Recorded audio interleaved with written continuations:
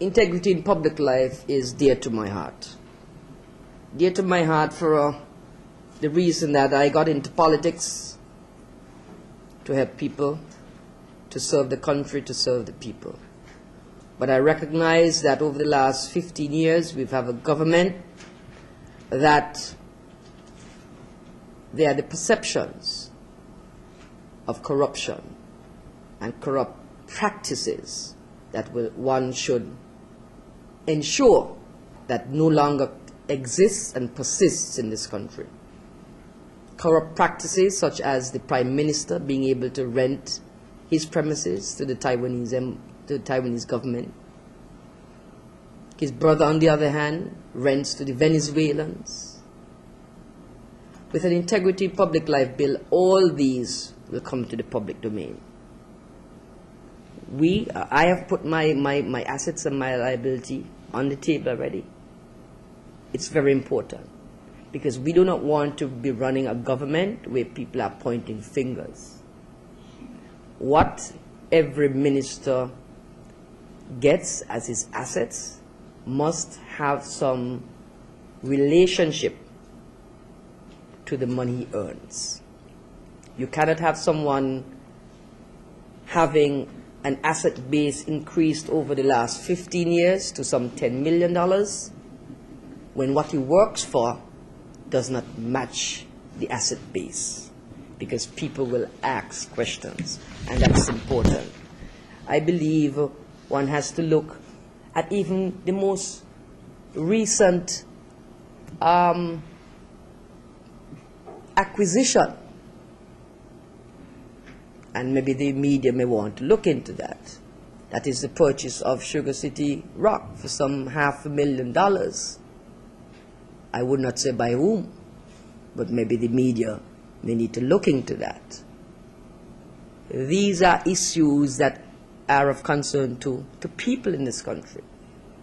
I want to be able to sleep well at nights, and so my ministers of government. When we get into office, you will see what we have. Every year you will be able to make an assessment. The people will be able to make an assessment as to whether or not what we have earned is on the basis of what our salary is, which is important to people. Why? Because we have been put there to serve. We have not been put there to be in positions of conflict. So an integrity in public life bill is extremely important and essential to me. I've said it on numerous occasions. So rest assured, within 100 days, it will be there. And we would not be reinventing the wheel, because if you remember, it had one reading in the House of Parliament somewhere in 1996, has never been read again. So we have to ask the question, why? And the Prime Minister has said he's working on it.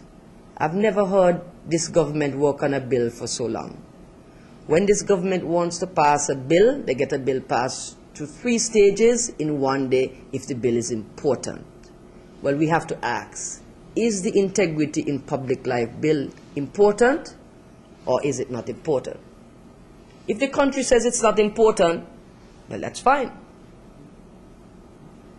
If we want to have a government that's going to have practices that people are uncomfortable about and we say nothing, but I believe that we have come of age and we need to put systems in place that are checks and balances on politicians.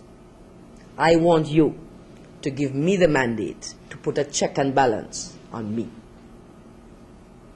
because I want you to tell me when I'm doing something right or when I'm doing something wrong. But the Integrity Bill also has to come with a Freedom of Information Act, because I believe the media for too long is starved of relevant, pertinent, cogent information.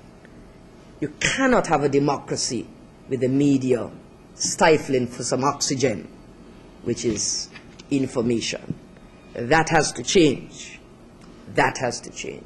And the media must be in the vanguard of that, because it affects your work. So rest assured, within 100 days, not only an Integrity in Public Life Act, but a Freedom of Information Act. We want you to be our watchdogs.